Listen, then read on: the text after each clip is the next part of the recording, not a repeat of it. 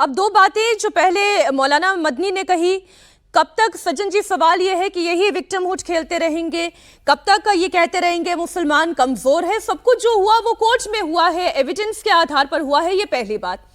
लेकिन समस्या कांग्रेस पार्टी क्या समझ नहीं पा रही है या वो ये मानकर चल रही है वो केवल मुस्लिमों की पार्टी है, उन्होंने अपनी लाइन पकड़ ली है। देखिए, इसमें कांग्रेस के लिए दो तीन चीजें हैं। एक तो ये बीजेपी सरकार का फैसला नहीं है, ये हाईकोर्ट का, इंदौर हाईकोर्ट का फैसला आया है। दूसरी बात यह है कि तीन चीजें मानी गई कि मूल चरित्र क्या था उस ढांचे का, उसके साक्ष्य हैं क्या नहीं। तो परमार वंश के समय के जो लिटरेचर है उस समय से लेके तमाम और भी साक्ष्य हैं, एएसआई ने उसका प्रूफ दिया है। दूसरा है कि क्या लगातार वहां पे सतत पूजा अर्चना चल रही थी, नहीं चल रही थी, रेगुलेशन के साथ चल रही थी। और तीसरा है कि भाई आपको एक वैकल्पिक जगह दी जाए, जो कि अयोध्या वर्डिक्ट के तौर पे आया। तो एक तार्किक आप आधार देख रहे हैं, साक्ष्य, लोक मान्यता देखिए। सवाल यह है कि उत्तर भारत और मध्य भारत में मंदिरों की स्थिति कहां पे नहीं तोड़े गए हैं, कौन नहीं जानता है। ये तो मतलब हाथ कंगन को आरसी क्या है वाली बात है। चूंकि कानूनी प्रक्रिया है तो आप साक्ष्य मांगते हैं, वो दिया गया। फिर भी ये कहना कि ये गलत है और उसके लिए हवाला जो दिया जा रहा है कि प्लेसेस ऑफ वर्शिप एक्ट के हिसाब से, प्लेसेस ऑफ वर्शिप एक्ट आपने 1991 में बनाया, लेकिन समाज की जो भावना है और कानून उसके हिसाब से कल के डेट में वो भी रिव्यू में आ सकता है। यहां पे चलिए, मदनी साहब कर रहे हैं, उनका अपना समझ में आता है पक्ष, ओवैसी साहब कह रहे हैं, वो भी समझ में आता है। कांग्रेस पार्टी, आप किससे लड़ रहे हैं? आप जन भावना से लड़ रहे हैं या भाजपा से लड़ रहे हैं या हाईकोर्ट से लड़ रहे हैं? अगर आप जन भावना से लड़ना चाह रहे हैं तो आप अपने आप को, इस सलमान खुर्शीद साहब कह रहे हैं फर्रुखाबाद तो अपना बचा नहीं पाए 2009 के बाद। शाहबानो केस में सबसे बड़े हिमायती थे कि सुप्रीम कोर्ट के वर्डिक्ट को जो महिला के पक्ष में था, ये सब लोग उन लोगों में है जिन्होंने राजीव गांधी को कन्विंस किया कि अपनी मेजॉरिटी से पलट दीजिए।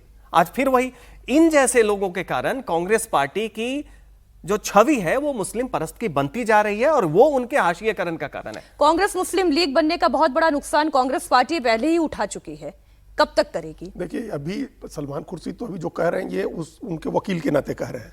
अभी पार्टी अपनी राय इस पर रखेगी, लेकिन वो इससे अलग नहीं होगी, वो इससे डिफरेंट नहीं होगी।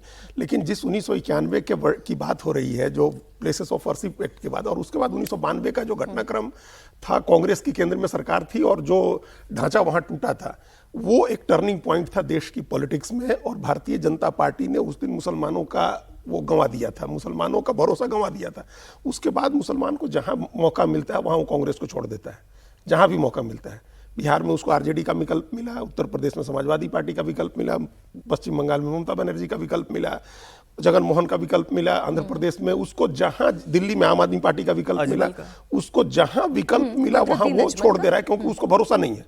तो अब कांग्रेस अपने को ज्यादा भरोसे, मतलब उनका भरोसा जीतने के लिए कांग्रेस और कई तरह के उपाय कर रही है। हालांकि वो भरोसा कांग्रेस को नहीं मिलने वाला है। एक तो उसका दूसरा नुकसान ये हो रहा है, एक नुकसान ये है कांग्रेस, दूसरा नुकसान इसका जो काउंटर पोलराइजेशन होता है वो बिना कुछ कहे भारतीय जनता पार्टी के पक्ष में होता है।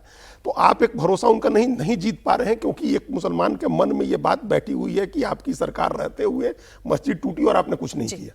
तो उस समय से ये हुआ, उस समय से आप लगातार उठा करके देखिए, हर स्टेट वाइज उठा करके देखिए कि कांग्रेस कैसे। और ये सलमान खुर्शीद ये बातें तब कर रहे हैं जब हम जानते हैं कि उत्तर प्रदेश में अगले साल विधानसभा चुनाव है। उत्तर प्रदेश का चुनाव योगी आदित्यनाथ के नेतृत्व में लड़ा जाएगा। योगी ने अभी से क्लियर कर दिया है कि यूपी का चुनाव 80-20 पर लड़ा जाएगा। योगी आदित्यनाथ ने साफ कहा कि समाजवादी पार्टी की सरकार में कब्रिस्तानों की बाउंड्री की जाती है, मंदिरों का सौंदर्यीकरण हो रहा है। यूपी में समाजवादी पार्टी और बीजेपी के मॉडल का फर्क साफ है। सपा की सरकार केवल तुष्टीकरण करती थी, एक मजहब के लिए पैसा खर्च करती थी, लेकिन बीजेपी की सरकार सबको साथ लेकर चल रही है। मंदिरों का विकास हो रहा है, हर मंदिर चमक उठा है। इतना ही नहीं, लोगों को उनके वोट का महत्व समझाया और कहा कि अगर आपका वोट सही जगह पड़ेगा तो सुशासन लाएगा और गलत जगह पड़ा तो माफिया राज का जन्म होगा। अब कोई माफिया किसी गरीब की जमीन पे कब्जा नहीं कर सकता है, नहीं कर सकता है। कोई आपको धमकी नहीं दे सकता है, कोई जबरन आपके साथ नहीं कर सकता है। और बेटी की सुरक्षा में कोई सेंध लगाने का दुस्साहस भी नहीं कर सकता है, और गौ माता की भी कोई हत्या करने का दुस्साहस अब नहीं कर सकता है। जब से बीजेपी के विधायक बने या बीजेपी के सहयोगी दलों के विधायक बने, इन सभी जनप्रतिनिधियों ने अपनी अपनी विधानसभा में कई मंदिरों का सुंदरीकरण का काम भी करवा लिया। पहले होता क्या था, यही पैसा जाता था कहां, कब्रिस्तान की बाउंड्री वाल के लिए। कब्रिस्तान की बाउंड्री के नाम पे करोड़ों रुपया चला जाता था। आज वही पैसा हमने कहा पहले मंदिर में लोग जाते हैं, मंदिरों की सुंदरीकरण के कार्य में पैसा लगना चाहिए। यह आपके वोट की ताकत है।